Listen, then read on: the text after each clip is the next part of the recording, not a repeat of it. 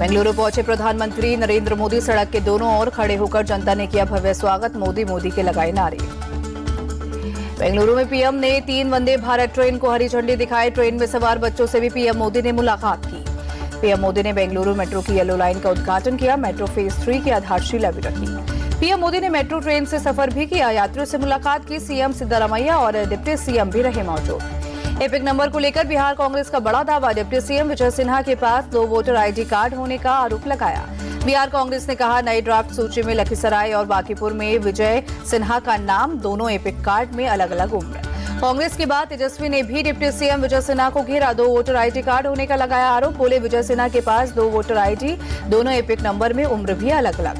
तेजस्वी यादव बोले, विजय सिन्हा लखीसराय और बांकीपुर के वोटर, दोनों एपिक नंबर में, पता भी अलग अलग। तेजस्वी बोले, Vijay Sinha 2 voter ID card पर जवाब दे। क्या चुनाव आयोग अब उनसे जवाब मांगेगा? क्या उन्हें नोटिस भेजेगा? तेजस्वी यादव ने एसआईआर को फर्जीवाड़ा बताया। बोले, एसआईआर में बड़े पैमाने पर फर्जीवाड़ा हो रहा है। बीजेपी के इशारों पर यह सब हो रहा है। तेजस्वी के आरोपों पर डिप्टी सीएम विजय सिन्हा का जवाब। बोले, एक जगह से नाम हटाने की अर्जी दी है। बीएलओ को फॉर्म भरकर दिया था। जन्मतिथि में संशोधन करने का भी आवेदन दिया है।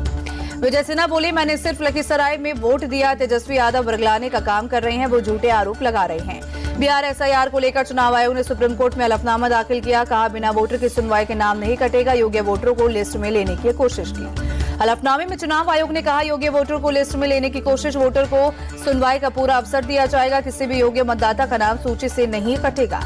चुनाव आयोग की राहुल गांधी से मांग, या तो नियमों के हिसाब से शपथ पत्र दें या झूठे आरोपों के लिए देश से माफी मांगी। राहुल गांधी ने चुनाव आयोग से फिर डिजिटल मतदाता सूची सार्वजनिक करने की मांग की। बोले, स्वतंत्र और निष्पक्ष चुनावों के लिए साफ सुथरी मतदाता सूची अनिवार्य। NCP SP chief Sharad Pawar ने चुनाव आयोग की डिमांड पर उठाए सवाल। पूछा, राहुल गांधी से एफिडेविट मांगने का क्या मतलब है? शरद पवार की मांग, राहुल गांधी के दावे पर जवाब दे। चुनाव आयोग जो भी संदेह है उसको दूर करे। राहुल गांधी के आरोपों पर बीजेपी का पलटवार। गौरव भाटिया बोले, राहुल का हर आरोप बेबुनियाद। चुनाव आयोग निष्पक्ष तरीके से काम करता है। गौरव भाटिया बोले, संवैधानिक संस्था को धमकाना गलत। बिना सबूत के राहुल गांधी धमका रहे हैं। राहुल गांधी के बयान पर बोले बीजेपी सांसद मनोज तिवारी, उनकी भाषा नेता प्रतिपक्ष पद के अनुरूप नहीं। विपक्ष पर बरसे आरएलएम चीफ उपेंद्र कुशवाहा। कहा, अगर एसआईआर को लेकर कोई दिक्कत है तो चुनाव आयोग से शिकायत करे। बिना वजह संसद की कार्रवाई बाधित करना ठीक नहीं। तेजस्वी यादव के 2 एपिक नंबर का मामला। केंद्रीय मंत्री जीतन राम मांझी बोले, ऐसे ही फ्रॉड करके आरजेडी ने चुनाव जीता। तेजस्वी एलओपी बने। 2 एपिक मामले में चुनाव आयोग के नोटिस पर बोले तेजस्वी यादव, सब कुछ जमा कर दिया गया है। सपा चीफ अखिलेश यादव का आरोप, यूपी उपचुनाव में इलेक्शन कमीशन ने वोटों की चोरी नहीं, वोटों की डकैती की है। अखिलेश यादव ने जताई चिंता। कहा, चुनाव आयोग न्याय करेगा या नहीं, हमेशा इस बात की चिंता रहती है। शिवसेना यूबीटी विधायक आदित्य ठाकरे का आरोप, चुनाव आयोग बीजेपी कार्यालय से चल रहा है, वो सवालों का जवाब देने से बच रहा है। आदित्य ठाकरे बोले, राहुल गांधी ने चुनाव आयोग का ही डेटा इस्तेमाल किया है। चुनाव आयोग राहुल से डिबेट क्यों नहीं कर लेता? गृह मंत्री अमित शाह के बिहार दौरे पर बोले, तेजस्वी वो कुछ भी कर ले, इस बार बिहार की जनता मौका नहीं देगी। तेजस्वी यादव ने गृह मंत्री अमित शाह पर नकारात्मक राजनीति करने का आरोप लगाया। कहा, वो बिहार की तरक्की के बारे में बात करें, बेरोजगारी, महंगाई या गरीबी को खत्म करने की बात करें।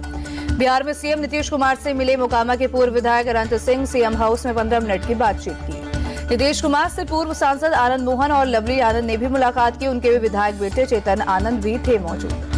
आनंद सिंह ने मोकामा से खुद चुनाव लड़ने का किया है ऐलान। अभी उनकी पत्नी है उस सीट से विधायक। नीतीश कुमार के अनंत सिंह से मिलने पर बोले तेजस्वी यादव, सरकार उनके घर से AK-47 जब्त करती है और वही सरकार उन्हें छोड़ भी देती है। उत्तर प्रदेश के उप मुख्यमंत्री ब्रजेश पाठक ने विधानसभा के मानसून सत्र पर कहा, प्रदेश के विकास के लिए ढेर सारे प्रस्ताव विधायकों के माध्यम से आने वाले हैं। उप मुख्यमंत्री ब्रजेश पाठक का बयान। बोले, प्रधानमंत्री मोदी के विकसित भारत के संकल्प को पूरा करने के लिए उत्तर प्रदेश कंधे से कंधा मिलाकर काम कर रहा है। महाराष्ट्र कांग्रेस अध्यक्ष हर्षवर्धन सबकाल का सीएम फडणवीस पर हमला, उन्होंने ही वोट की चोरी की है, ये बात खुलेआम साबित हो चुकी है। इंडिया गठबंधन के सांसदों के लिए डिनर होस्ट करेंगे खड़गे। 11 अगस्त को दिल्ली स्थित आवास में होगा रात्रि भोज। अखिलेश यादव ने बीजेपी पर निशाना साधा। बोले, बीजेपी भ्रष्टाचार का विश्वविद्यालय और चुनावी भ्रष्टाचार का ब्राह्मण विद्यालय। गोरखपुर में सीएम योगी ने जनता दरबार लगाया। एक-एक कर लोगों की फरियाद सुनी।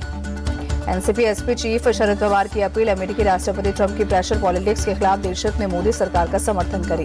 अमेरिका को लेकर बोले पूर्व उपराष्ट्रपति वेंकैया नायडू, भारत किसी देश के दबाव में नहीं आएगा, अपने हितों की रक्षा करेगा। ऑपरेशन सिंदूर पर army chief general Upendra Dwivedi का बड़ा बयान। बोले, ऑपरेशन के लिए सरकार से खुली छूट मिली थी। आर्मी चीफ बोले ऑपरेशन सिंदूर के दौरान राजनीतिक इच्छा शक्ति मजबूत थी, कमांडर्स को फैसला लेने की पूरी छूट थी।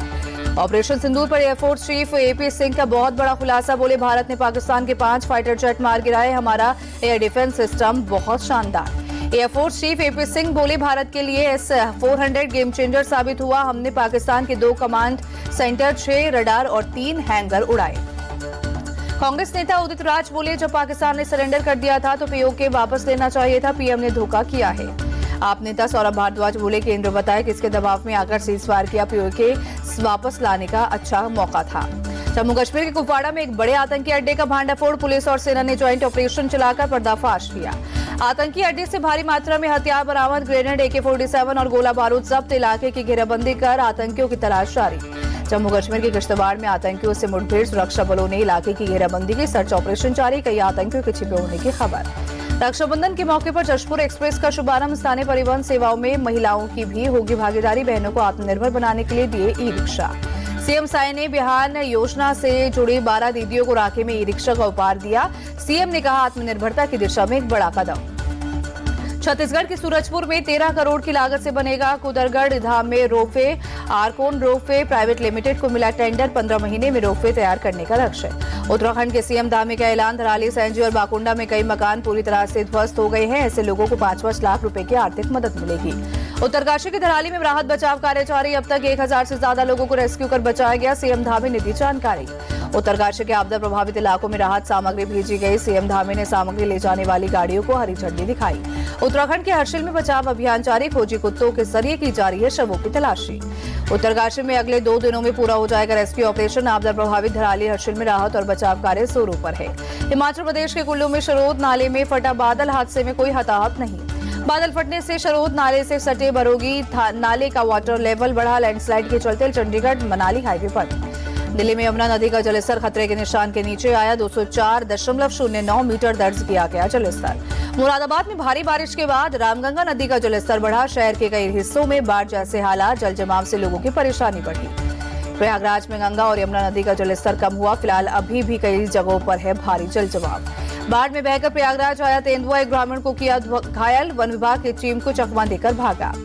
वाराणसी में आत्म विश्वेश्वर मंदिर में भीषण हादसा, पुजारी समेत 7 श्रद्धालु झुलसे, हालत गंभीर, अस्पताल में इलाज जारी।